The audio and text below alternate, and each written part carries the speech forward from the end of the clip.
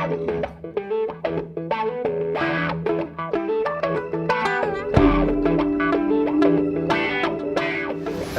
dire que je suis très heureux d'être là une nouvelle fois. En plus, on est dans un endroit qui est quand même magnifique. Vous dire plusieurs choses. D'abord, tu as fait des remerciements pour moi, tu as fait des remerciements pour François, toi aussi, et je vous en remercie tous les deux, mais c'est d'abord à vous aussi qu'on doit tout ça.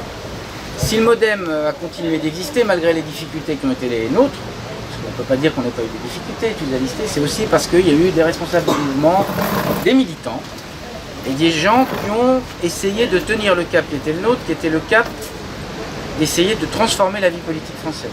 Et de la transformer par le centre. En pensant qu'il faudrait qu'à un moment, on dépasse les anciens clivages. Il ne faut pas qu'il n'y ait pas une droite et qu'il n'y ait pas une gauche, mais que des gens de bonne volonté venant de la droite et venant de la gauche puissent se retrouver pour réformer le pays. Puisque depuis 30 ans, les alternances successives n'ont pas permis, la vérité c'est ça, de réformer le pays, et on produit à la fois du désintéressement et du dégoût de la vie politique, et de la montée des extrêmes. Je dis les extrêmes parce que d'un côté le front et de l'autre côté l'extrême gauche. Ils ne sont pas comparables, enfin qui sont comparables dans leur fondement quand même, et parfois dans leurs expressions malheureusement. Il s'est trouvé, comme tu l'as dit, que au tournant de l'année 2016-2017, on a vu que la candidature d'Emmanuel Macron était une candidature qui émergeait et se posait la question pour nous, collectivement et pour François individuellement, puisque c'était lui notre porte-drapeau, de savoir si nous retentions une aventure sous notre seule bannière ou si nous pensions que l'occasion était trop belle de bouleverser les choses pour ne pas chercher les voies d'un accord avec Emmanuel Macron. Et c'est ce qu'on a fait au mois de février, quand François a annoncé qu'il rejoignait Emmanuel Macron avec l'idée qu'il y avait un certain nombre de thèmes qui lui paraissaient importants, qui étaient une véritable alternance, la question de la moralisation de la vie publique, la question évidemment de réformes profondes dans le champ du domaine dans le champ économique par exemple, et donc un certain nombre de thèmes sur lesquels il a dit je pars dans ce dialogue, j'aboutis dans ce dialogue avec Emmanuel Macron parce qu'on se retrouve sur un certain nombre de choses. Et puis l'idée qu'avait Emmanuel Macron, qui était la même que la nôtre, que nous avions essayé de porter notamment en 2007, plus difficilement en 2012, mais notamment en 2007, c'était de renverser la table. On ne peut pas dire qu'on a été déçus de ce point de vue-là, d'ailleurs. Pour ce qui est de la table renversée, les tables ont été renversées. On en parlait avec vous tout à l'heure. Toutes les tables ont été un peu renversées, d'une certaine façon. Et ça aboutit à une campagne présidentielle qui a été à la fois tonitruante, parce que c'était un peu comme un scénario de film sans savoir où tout ça aboutirait, parce que je disais tout à l'heure, on se serait parlé il y a exactement 12 mois, on n'aurait pas du tout dit que nous nous retrouverions aujourd'hui dans la configuration dans laquelle on est. Sans doute parce que les gens ont perçu cette fois-ci la nécessité de dépasser les clivages, et sans doute parce que les gens avaient envie de changer les têtes. Il y avait une envie de changer les têtes. Pas forcément d'une rationalité complète, hein, cette affaire-là, mais la redite des mêmes combats, des mêmes figures, etc., lassait les gens. On va dire les choses aussi simplement que ça. Et donc élection présidentielle, élection législative. Il est vrai, tu as eu raison de le rappeler, qu'il a fallu qu'on ait un débat un peu sérieux avec nos amis d'En Marche pour expliquer qu'ayant été un apport solide et un peu déterminant quand même, à un moment de la campagne, on voyait bien qu'Emmanuel Macron pouvait avoir quelques difficultés, il était logique qu'il y en ait une traduction politique à l'Assemblée nationale.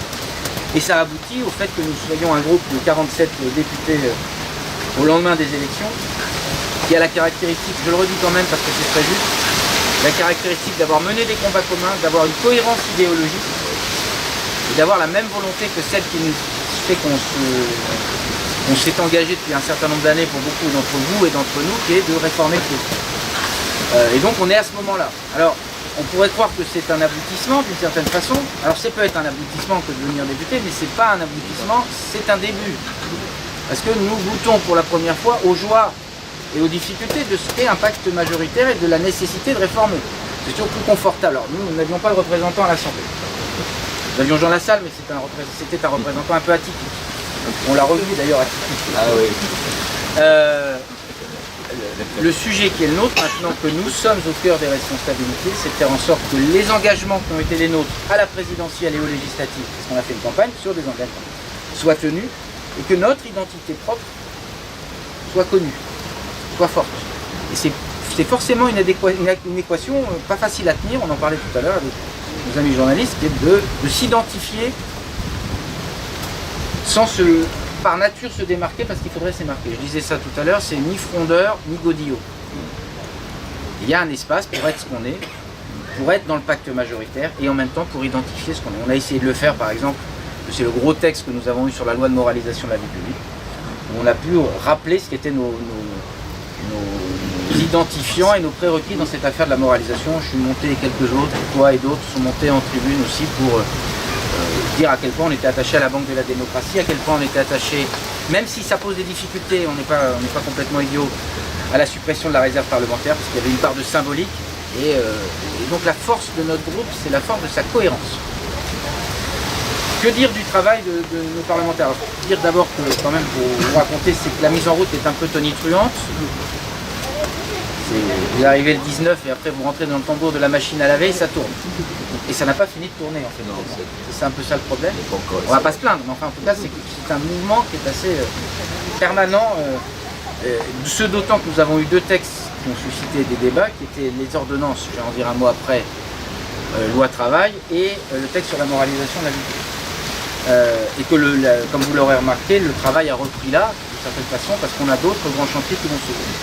Ce qu'on a essayé de faire, nous, c'est d'être les gardiens de ce qu'avaient été nos engagements collectifs et en même temps de s'identifier comme une force en tant que telle. Et la force qu'on a eue, je le répète, c'est la force de la cohérence de notre groupe. On a un dialogue qui est plutôt construit avec nos collègues d'En Marche, mais vous imaginez bien que de gérer 310 collègues, avec la variété des profils, on a eu parfois des expressions un peu audacieuses de certains, ou certaines, a pu créer des trous chez certains. Nous on a essayé d'être les piliers un peu solides de cette affaire-là. Et l'idée pour nous c'est d'être des piliers solides et en même temps identifiés de la majorité. D'ailleurs pour tout vous dire, les membres du gouvernement s'avertissent sur tournée quand parfois il y a des besoins de faire entendre une parole politique un peu forte.